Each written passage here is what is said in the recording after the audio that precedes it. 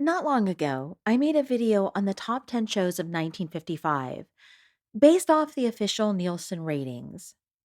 And after it was posted, I had so many people in the comments ask me about the Honeymooners that it got me wondering, where was the show ranked that year? And that curiosity is what led to this video. In my previous video, I counted the top 10 shows of the 1955 1956 season. This time, I'm going to count down from number 20 to number 11. And heads up, the Honeymooners are on this list, but I do think you'll be surprised at where they landed. So let's get to the list. At number 20, The Adventures of Robin Hood. Premiering in the fall of 1955, The Adventures of Robin Hood quickly became a fan favorite.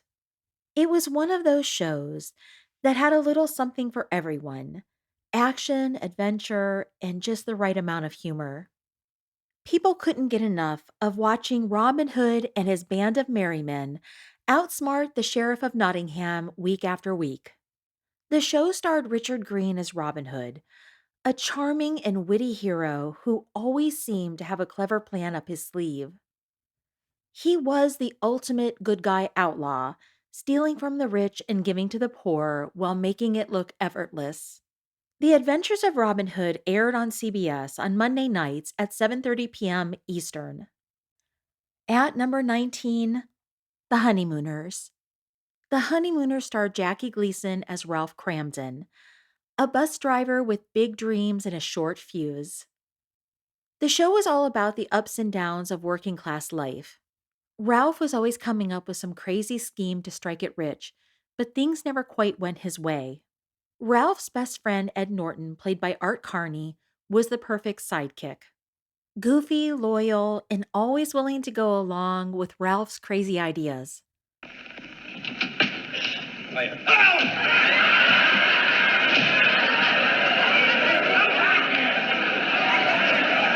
Whether they were trying to sell a useless kitchen gadget or attempting to win a costume contest.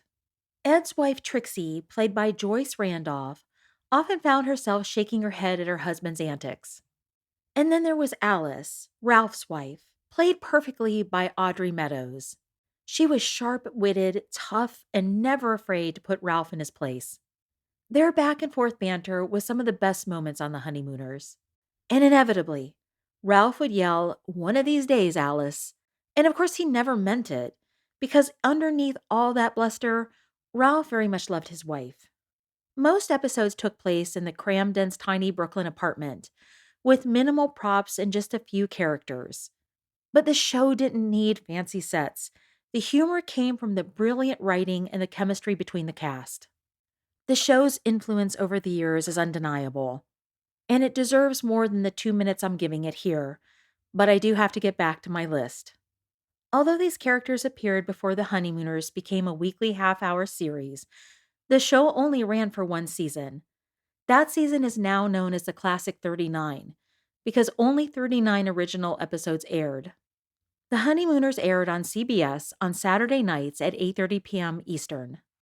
Noxina, the greatest name in skin comfort and skin beauty. All new Tony with wonderful fresh air waving lotion. Odor-free, frizz-free, trouble-free as a wave can be. Ladies and gentlemen, Harry Como!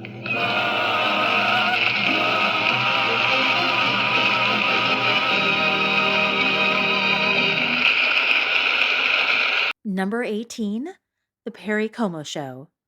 The Perry Como Show premiered in the fall of 1955, by which time Perry Como was already a well known singer. He had just wrapped up his previous program, The Perry Como Chesterfield Show, earlier that spring. Perry was known for his smooth voice and laid back charm, so it's no surprise that the audience loved tuning in to watch him every week. The show was all about music, light comedy, and a relaxed, feel good vibe. Perry had this effortless way of making viewers feel like they were hanging out with an old friend. He'd sing popular songs of the day as well as some classics, always with that signature calm, soothing style that made him so popular. And Perry had great comedic timing. He wasn't afraid to poke fun at himself, which made him even more relatable. And of course, he had some of the best guest stars of the era.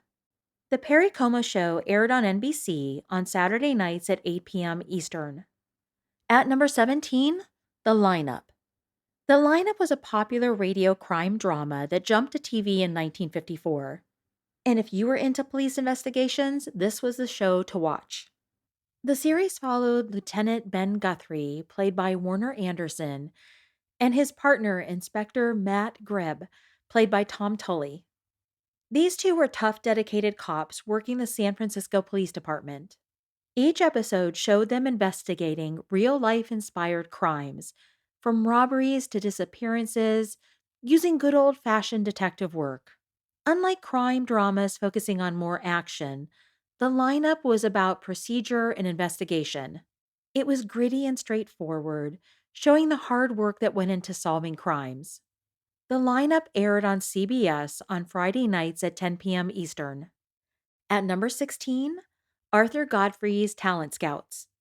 Hosted by Arthur Godfrey, the show's format was straightforward but effective.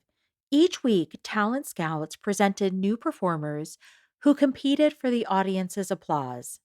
Acts ranged from singers and musicians to comedians and other entertainers, showcasing a wide variety of talent. The winner was determined by an applause meter that measured how loud the audience cheered, making the outcome all about audience approval. It was a fun and interactive way to discover new stars, and the audience loved it. Arthur Godfrey's Talent Scouts aired on CBS on Monday nights at 8:30 p.m. Eastern. You know, they're oven ready in individual heat and serve trays. With Swanson TV turkey dinners, you just heat and you serve big and hearty slices of moist, tender Swanson turkey with grand giblet gravy and special cornbread dressing and fluffy whipped sweet potatoes with golden Swanson butter and garden fresh peas with more butter. At number 15, The George Gobel Show. The George Gobel Show was a comedy variety show starring George Gobel, a comedian known for his soft spoken delivery and quirky observations about everyday life. His jokes were often about his imaginary wife, spooky old Alice, or his misadventures as an ordinary guy just trying to get by. The show had a simple but effective format. George would come out, do a monologue filled with his trademark dry humor, and then introduce comedy sketches, musical performances, and guest stars. Singer Peggy King, or Pretty Perky Peggy King, as she was called, was the show's regular vocalist. And one of the highlights of the show was George's easygoing banter with his guests. George wasn't about big slapstick laughs, which made the show stand out from other variety shows of the time. The George Gobel Show aired on NBC on Saturday nights at 10 p.m. Eastern. At number 14, The Red Skelton Show. The Red Skelton Show was a comedy-themed variety show hosted by the popular comedian Red Skelton.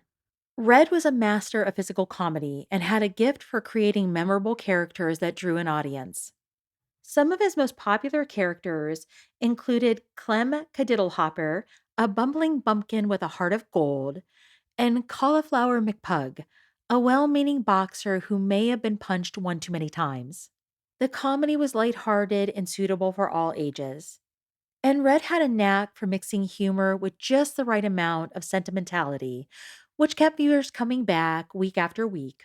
The Red Skelton Show aired on CBS on Tuesday nights at 9:30 p.m. Eastern. Number 13 and number 12 were actually tied in the ratings. So first up, Ford Theater. Ford Theater started as a radio show before jumping to TV in 1948.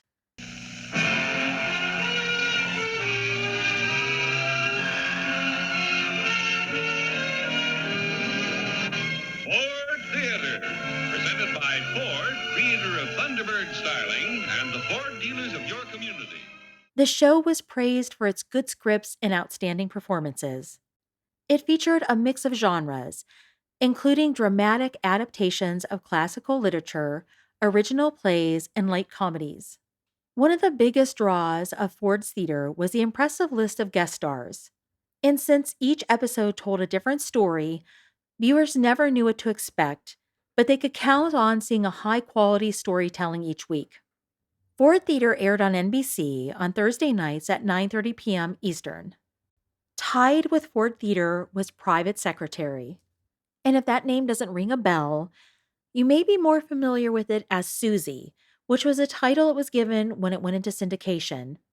Private Secretary starred Ann Sothern as Susie McNamara, a witty and resourceful secretary working for a successful New York talent agent, Peter Sands, played by Dawn Porter. Susie was smart and charming and always ready with a clever solution to any problem, whether helping her boss manage his quirky clients or getting him out of trouble. The show was full of lighthearted humor and funny misunderstandings. Susie often found herself in the middle of hilarious situations, usually while trying to fix a problem that she accidentally got herself into. Susie's playful personality and Ann Sothern's spot on comedic timing made her a character that viewers couldn't help but love. Private Secretary was one of the first sitcoms to focus on a working woman who was intelligent, independent, and capable, which was groundbreaking for its time. Private Secretary aired on CBS on alternate Sundays, alternating with The Jack Benny Show at 7:30 p.m. Eastern. And finally, number 11, General Electric Theater. General Electric Theater was an anthology series featuring a new story and cast every week, offering a mix of drama, comedy, and romance. One of the show's biggest draws was its host, Ronald Reagan, who would introduce each episode and give a little background on the story. General Electric Theater featured some of Hollywood's biggest names, both in front and behind the camera. It attracted top-notch writers, directors, and actors, making each episode feel like a mini-movie. General Electric Theater aired on CBS on Sunday nights at 9 p.m. Eastern. And that wraps up this video for the Nielsen ratings for numbers 11 to 20 for the 1955-1956 season. And I've already released the top 10 from that season, so if you haven't watched that yet, be sure to check it out. Were you surprised by any of these? Let me know in the comments below. If you enjoyed this video, please give it a thumbs up. And if you like this sort of content, please subscribe. And thank you so much for watching. The soap that gets you extra clean is Dial, Dial, Dial. The soap with hexachlorophene is Dial, Dial.